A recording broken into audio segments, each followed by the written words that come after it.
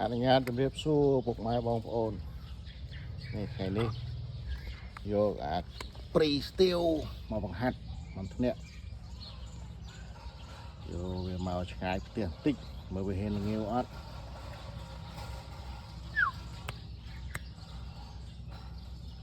បាទស្រឡាញ់មន់ទៅចិត្តមន់នេះបងប្អូនរៀងនេះស្អាតណាស់មិញល្ងាវទេតាបងប្អូនដោយសារថ្ងៃនេះវាថ្ងៃអាទិត្យអញ្ចឹងនៅ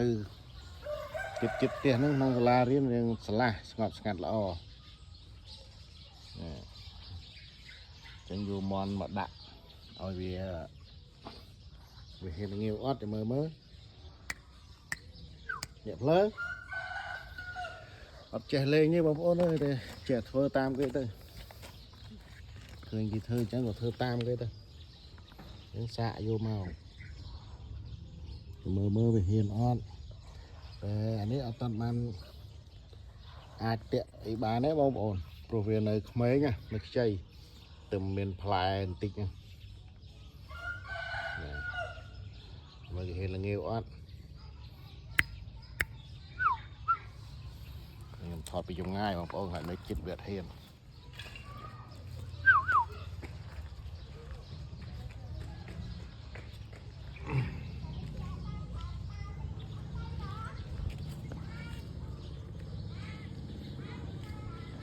មើល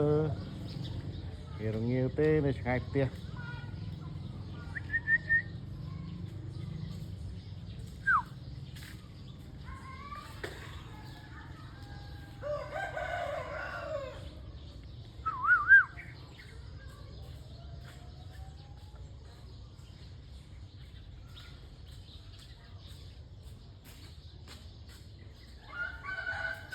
មើលអត់ទៅច្បាស់បងប្អូនកាមេរ៉ាទូរស័ព្ទ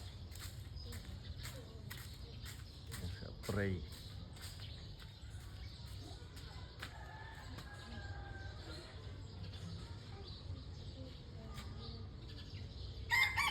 យ៉ាហ៊ានណាស់បងប្អូនហ៊ានងាវសលេងស្រុះស្រេះបាទអរគុណច្រើនបងប្អូន